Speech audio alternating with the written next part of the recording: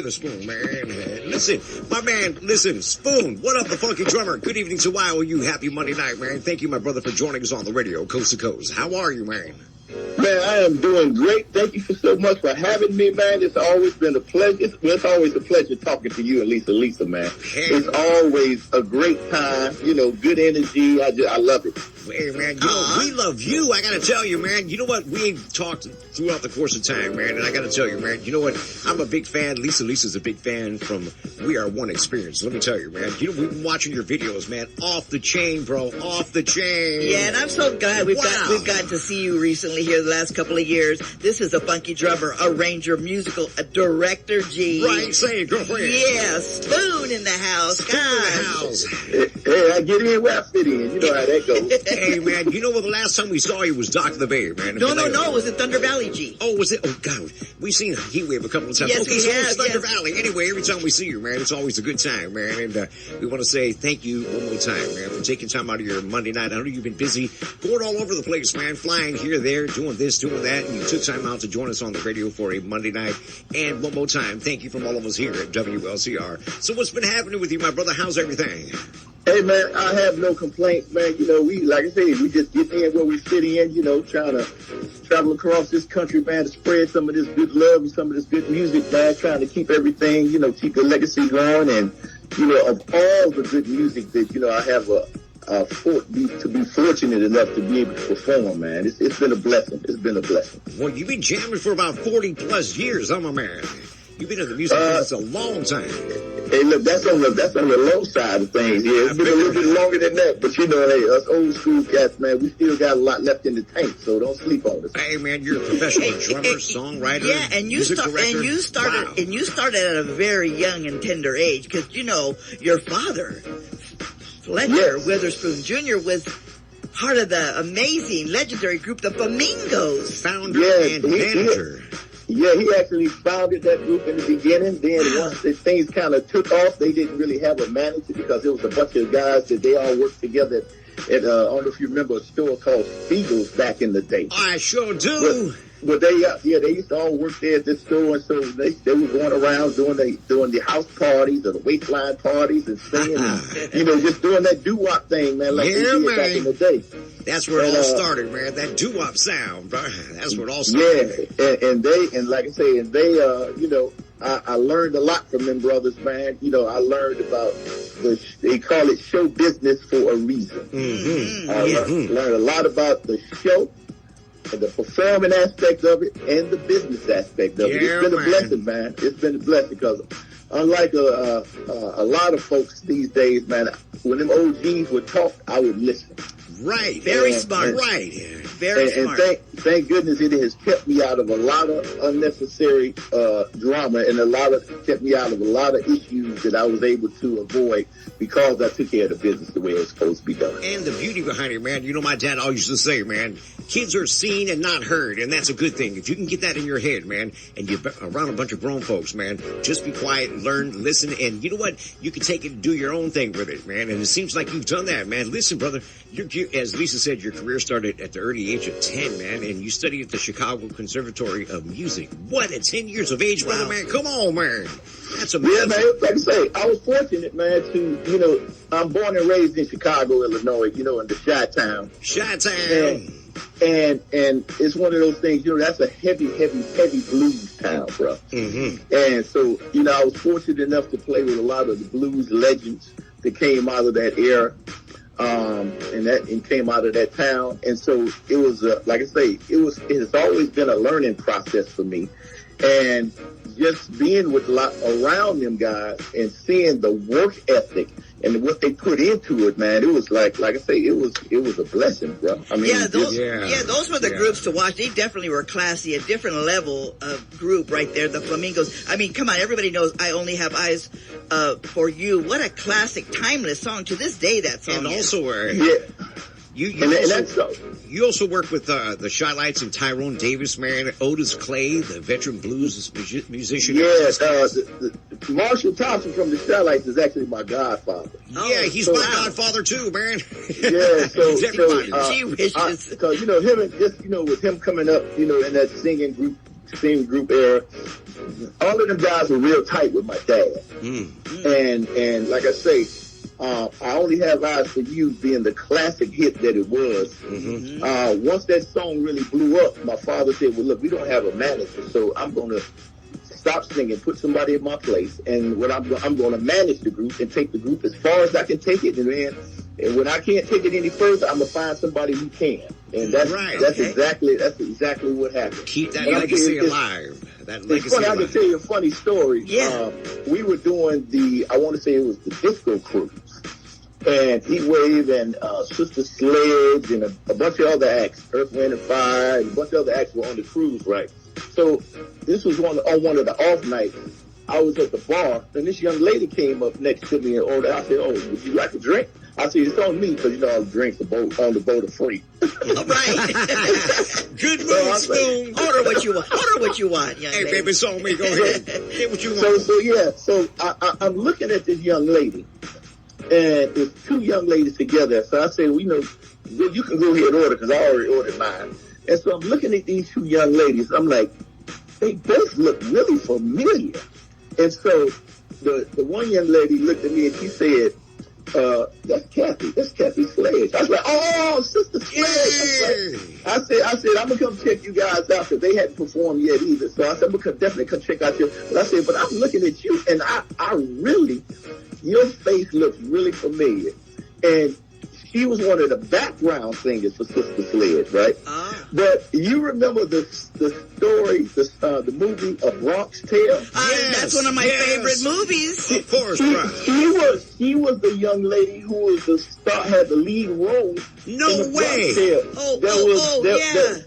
Yeah, C and Jane. Yes. C and Jane, yes. What? Yes. Wow. She had the lead role in the Bronx Tale. And I said, A Bronx Tale. She started laughing. She said, yeah, that was, and it's remarkable because she looked like she hasn't aged a bit. Yeah, she's beautiful. Yeah. And I told her, I say, I'm going to give you a little history. I say, you guys, the theme song for that movie was my dad's song. I Only Have Eyes for You. She was like, you are absolutely right. Oh, man. That is crazy. And she still, Spoon, she still looked just as beautiful at that time as she did back in the day. She looked like she hasn't aged a bit, man. What beautiful, she was very beautiful. I love that movie. One of my favorite movies. We're going to go see C up at, where's he's going to be here in Roseville. In Roseville. Colloquial C is going to be here in Roseville this coming weekend. So we'll be seeing him. And I know she's touring with him in different locations, but she's not going to be here this weekend, though. Oh, man, I can walk up to her and say, look, Spoon told us to come up and say hi to you, and dinner and lunch was on you. Are you good with that? And she's going to be like, Spoon, who is Spoon? Hey, Spoon from Heat Wave. I'm going to get you in trouble, Spoon. I'm going to get you in trouble, man. Man, you know how it is. Sometimes that's the way it goes. Hey, man, you've also toured the world, man. You've been in Europe, Asia, and all across the U.S., man, and your accomplishments are off the chain, man. You previously worked with Hall & Oates back in the day, LTD with Jeffrey Osborne, Santana, Tracy Chapman, and many others, man. Countless, man. I can't even begin to catch up, man. Also, East Coast blues recording artist Memphis Gold and the late Bobby Parker, man. Tell us a little bit about that, man. What an advisor.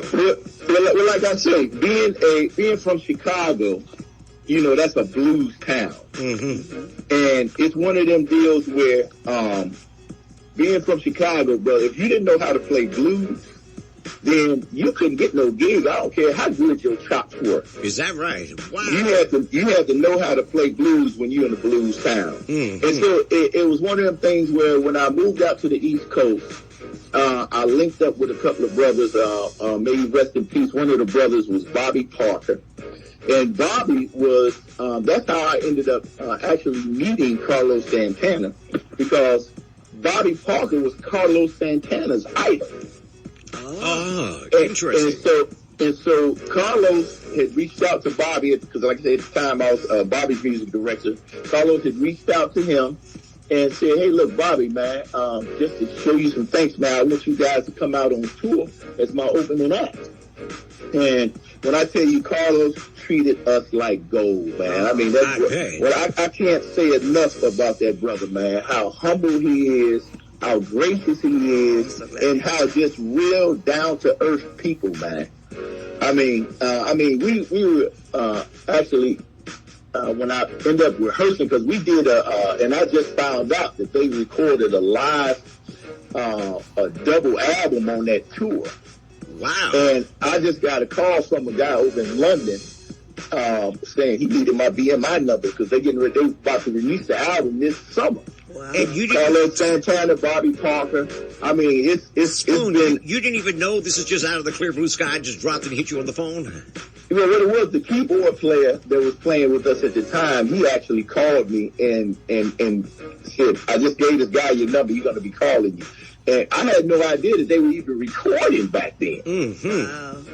Big surprise. So I mean, it turned out really nice, man. He sent me a copy, and it's like, it's pretty awesome, man. It's pretty awesome. I'm telling you. It's pretty awesome to see where your musical career has taken you. I mean, all around the world. That's amazing. Hey, look, when they say I got some stories, I mean, just like on that tour alone, we were touring all over the country, and we had just drove like 6-7 hours.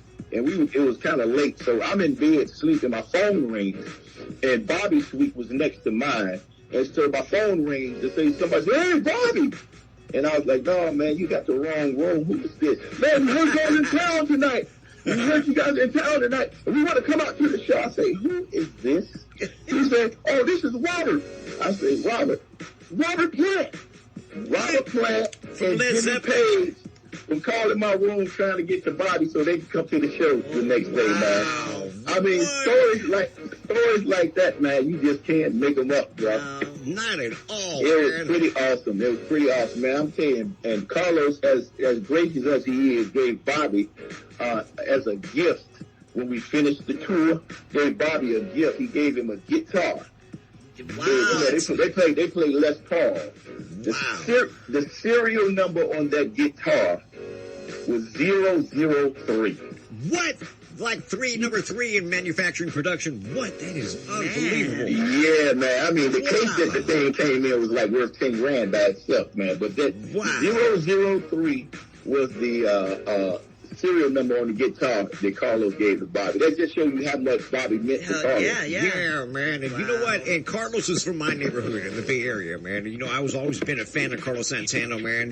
There was a lot of Chicano rock that came out of the Bay Area in the 70s. And Carlos was one of those that rose to the tip top, man. Nice. And I met him in San Rafael, California, man. Yeah, look, he's a humble that's where he was living. That's where he was living.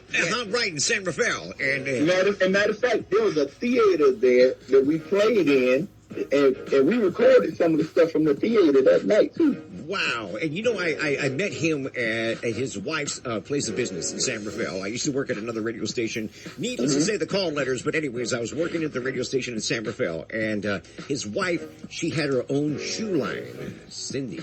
Uh-huh. Yes, she did. Yeah, and so we happened to go there, and we just did a little quick update, man, and they invited us to and guess who walks in? Carlos, all cool, looking smooth, man, real mellow, just a beautiful human being, man. And man. his aura as a human being just reflects and just lights up the whole room, man. What a great story, man. It's so nice to hear that he stayed humble all these years. Wonderful human being. Yeah. And look, and none of that is in the act. That's how he actually is. Correct. Because, I mean, years later, decades later, I would still get a call. My phone rang. It's Carlos. "Hey, Spoon, man, I'm just checking on you, man. I was feeling the spirit, and I was just checking on you to see how you feel, man." I say, "Man, look," I say, "this brother's an icon. Wow. He's just reaching out to say, 'Hey, what's up? How you doing, man?'" I say, that's the kind of people I love being around. Right, and you know what, man? I've called you and say, "Good morning, Spoon. How you doing? What's happening?" I'm just checking on you. Go, "Hey, what's up, G?" That's how you know, superstar. Hey, listen, Spoon, I didn't even know this, man, but listen, man, one of your most memorable moments, man, occurred when you teamed up with Mick Fleetwood, or Fleetwood Mac, man, and you guys were conducting drum clinics all across the country, man, showcasing R&B, blues, rock and roll, man, and funk styles. What the heck, man? That's awesome. What? Come on, man. That is just amazing. Mick Fleetwood, man. Tell us about that. Yeah, well, what is, Mick used to have a blues club in the DMV area. That's for DMV, for those folks who don't know, that's the DC, Maryland, Virginia area. Right, DMV. And Mick Fleetwood used to have a really nice blues club that he owned here. And Bobby used to play in it. My man Memphis Gold used to play in it a lot. And he would have, blues artists, Buddy Guy, Robert Cray, a lot of the guys from all over would come and play at this club. And so a lot of times, like I would just go down to the club just to chill, and Mick be down there playing, just sitting there with some of the local cats, and then he like, well, make me come up and sit in. And so we just started, I said, man, you need to just put 2 drum sets up there. We ended up having 2 drum sets up there, so we'd be playing together. And that's how the thing with the, just sitting there with a lot of the local cats, man, just having a good time, man. That is so cool, Spoon. You know, and I gotta tell you, man, when, I forgot who connected us, man, regardless of who connected us, man, you know, the conversations that you and I have had over the course of the last couple of months, man, been very touching, man, and I really admire your whole outlook on life, man, and what you do, your style, your groove, man. You are just an amazing individual, man, and your stories and all the journeys that you've been through the course of your life has just been, you know what, I just want you to keep talking, man, and keep talking, man. You know, we don't got a whole bunch of time. Let me ask you this, man, what's up and coming in the summer of 2026, man? Where can we find you? Where can folks see you guys do your thing live?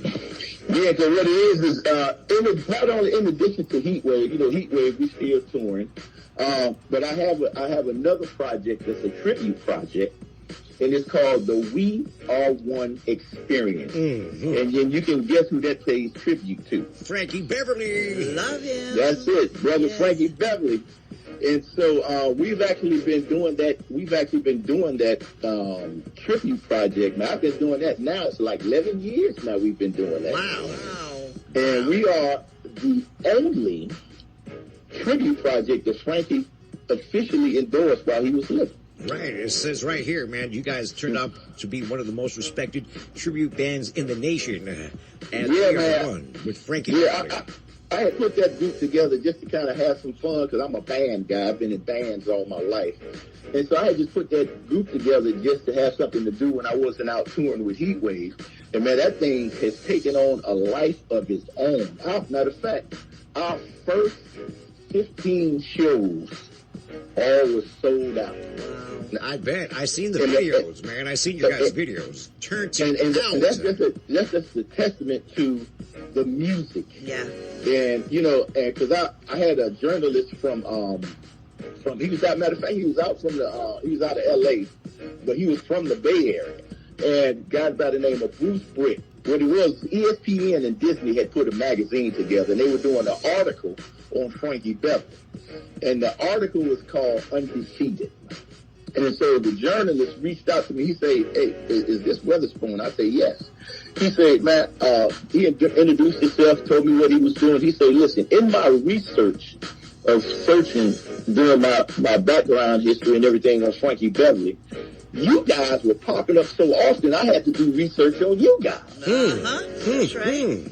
And so I said, really? And so it's kind of funny, but it's ironic that he really didn't know a lot about Frankie Beverly initially. He didn't really have the in-depth story on Frankie Beverly. So once we kind of started talking, and the way I described it to him, I said, well, you might be able to relate to this. I say, Frankie Beverly, I say, is the urban version of what you might consider the Grateful Dead. Right. Wow. Okay. I say, because his fan base he has a cult-like following, Frankie does, just like the Dead does. Sure did, man. Yeah. People will follow Frankie, and because he wanted to know why is it he hasn't done a record in 20-something years, 30 years almost, but he still sells out stadiums. Yes. And why is that? I say it's all attributed to the music. That's right. That's right. The music itself, as far back as he recorded that music, still has relevancy to today's times. Very true. Yes. And it's just remarkable. So once we finished up there, he sent me a copy of it, man, and he actually quoted me when I told him that Frankie Beverly is like the urban version of the Grateful Dead. Wow. And so, I've never heard anybody say that before, and that's right on point when you think about it. And that's the best way that I could describe it to somebody who wasn't familiar with it. And, and I had, to kind of explain to him why that was so, that he was so popular amongst people of color, and not because he came out around the same time the Doobie Brothers and a lot of them groups came out, same style of music, but Frankie, you know, and I just had to basically say, because Frankie was such an astute businessman, Frankie got a publishing deal better than what the Beatles ever even had. Wow. Frankie got 100% of his publishing. Where does that happen? That never happens in the music business. That's like, you know what, man? That's like something everybody wants, man. That never, ever happens. 100% of his publishing. And so, the record companies didn't feel a need because, you know, they were going to, and he got that and had hit records out before he even started playing the big stages. Because the record companies basically felt, hey, listen, we're not going to make no money off them, so we're not going to really push them like that. So Frankie did, I don't know if you guys ever saw the movie Bingo Long and the Traveling All-Stars. Yes. But, you know, them brothers, when their brothers went, you know, tried to get the Black Baseball League founded, they just went from pillar to post playing everywhere in every nook and cranny, and that's basically what Frankie did. I called it barnstorming.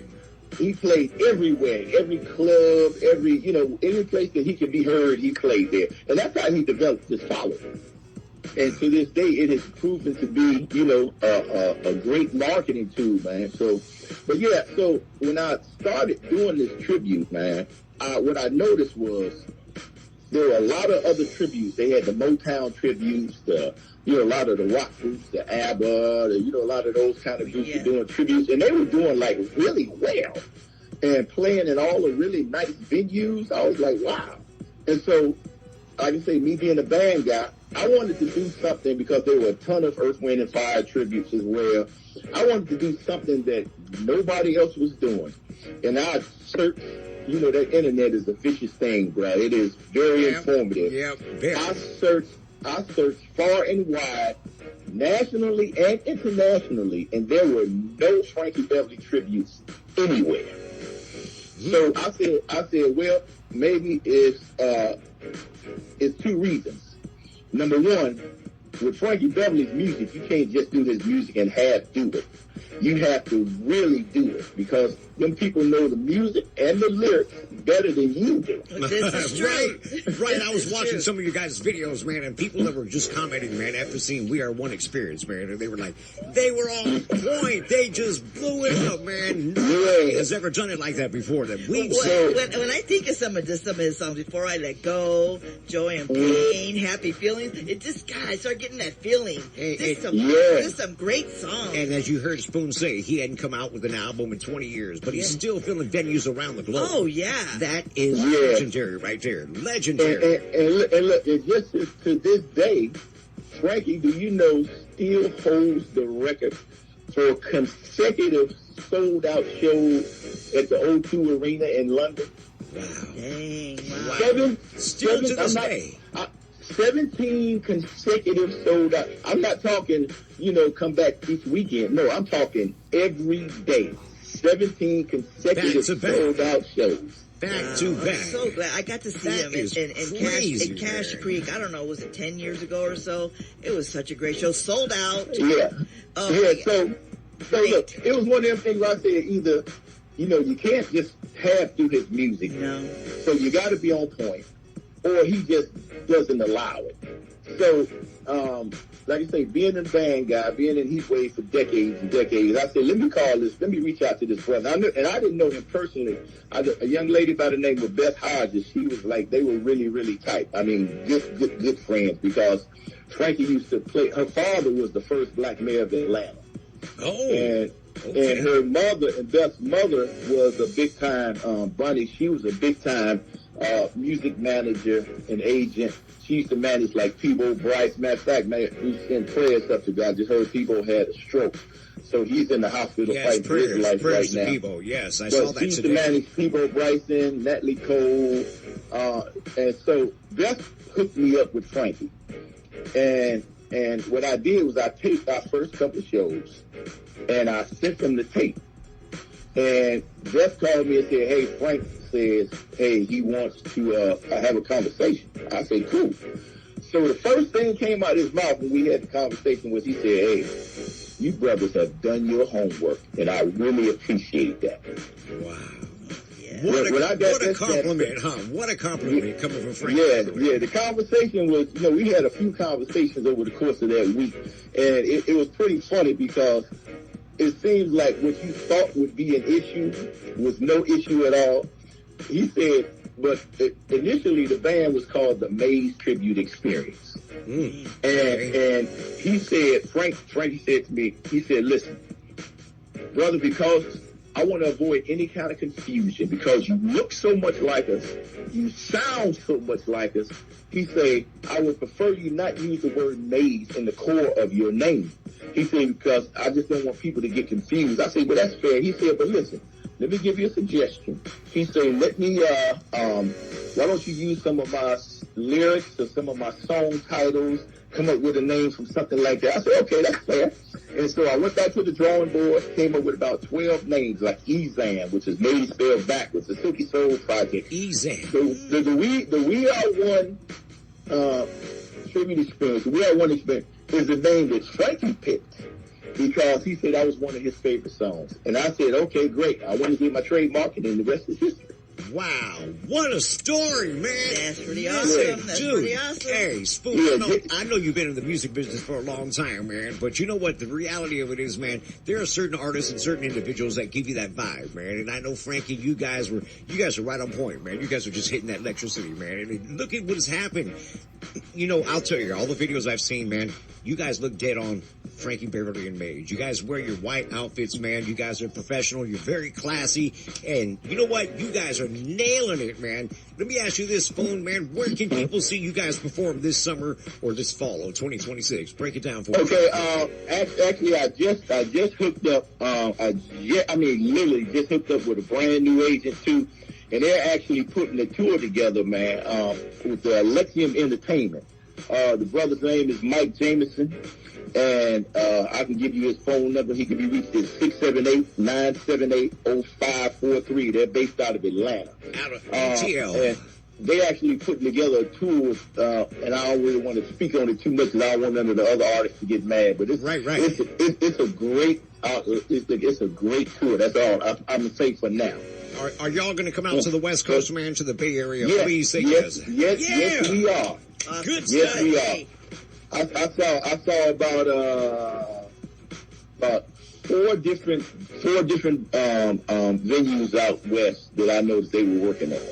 Okay. Listen, man, you got to let us know when you come out to the Bay. Yeah. We will be there, smiling, styling, and profiling, man, and give you some love. And Lisa's going to post a picture, man, on social media, man, from you and I. And that's your crazy boy, G. At that time, we didn't even know each other, man. But you came up and you were smiling. Everybody was all smiling. It man. was a group pic. You see how crazy I am, man. But it just happened to come up, and Lisa goes, "Look, man, there he is, right there. That's Spoon. It's a great photo of you guys. So you guys got some new things coming up, man. You guys are putting it together, and yeah. Look, check this out. We got because we are musicians. We are a band. So to me, I came from the school. If you're a real band, you can play any kind of music. Okay, and I say any kind of music you can play. So what I've noticed is I've had a lot of calls from a lot of these promoters that do the Southern Soul. So they are mixing a lot of the R&B with the Southern Soul now. Yeah, I've noticed that lately. And so he said, "Hey, listen, with that Frankie Beverly thing that you brothers do," he said, "I want to put you guys into the Southern Soul arena." He said, "You guys would probably never sleep again once I get y'all implemented it here because you've been working so much." Like that. And so look, we actually releasing our first. We releasing another Southern Soul single. On July the 4th. I want to do it right in the heat of the summer because the song is called "Get Your Party On." Mm-hmm. And so if you can imagine Frankie Beverly, a mixture of Frankie Beverly with Prince. Oh boy. And We Are One doing some Southern Soul. Brother. Hey, oh boy. Look, I'm already grooving and I ain't even heard the track. I'm over here sliding and swaying and things. Come on now. That's gonna be good. And so look, and not only we're going to release the single on July the 4th, but we're going to do the pre-sale with the sneak peek on July the 1st. So we're also going to release the new line dance, which a group out of Minneapolis, Minnesota, they call Steppers United Productions. Man, let me tell you something. When I say put together a line dance that all ages can do.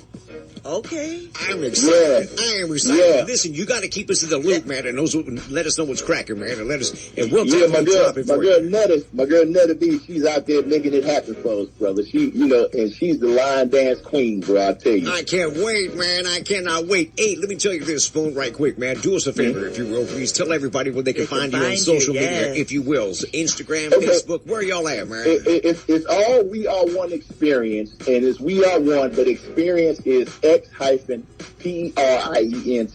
Yes, sir. And you can find us on all social media outlets on Facebook, Instagram, Twitter, X, LinkedIn, TikTok. We everywhere. Get locked, everybody. Everywhere, man. Everywhere. Listen, Spoon, thank you, my brother, so much, man, for taking time out of your Monday night to join us on the radio, man. Absolutely love what you do, man. Blessed as we are, tonight's going to be a very memorable night, man. If there's anything we can do for y'all, you know where we're at, man. If you can't find us, you can always find us on the radio, man. Thank you so much. Look, I appreciate you guys, having me on, man. It's always a good time talking to you guys, too, man. So when I saw the picture, I remembered us taking that picture. Do you really, for real? Yep.